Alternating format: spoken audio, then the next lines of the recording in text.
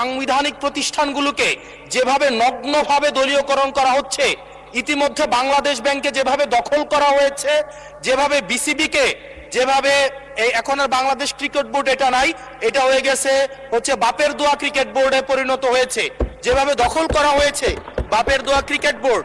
এবং আমি যখন এই জায়গায় কথা বলছি, ঠিক এই মুহূর্তে 28 জন বিচারককে মাননীয় স্পিকার তাদেরকে শোকজ দেওয়া হয়েছে। তাদের ব্যক্তিগত তাদের চ্যাট গ্রুপে তারা হচ্ছে তাদের মতামত প্রকাশ করার কারণে বিচারকদের হচ্ছে মাননীয় স্পিকার শোকজ দেওয়া হয়েছে। এই বাস্তবতায় আমরা এই গণ অভ্যুত্থান পরবর্তী সময়ে যদি জাতীয় মানবাধিকার কমিশনকে একটা মন্ত্রণালয়ের অধীনে রাখি, স্বরাষ্ট্র মন্ত্রণালয়ের অধীনে রাখি, তাদের মাধ্যমে আমরা নিরপেক্ষ কোনো ধরনের অনুসন্ধান আমরা কতটা পাবো সেটা নিয়ে কিন্তু আমরা সন্দিহান।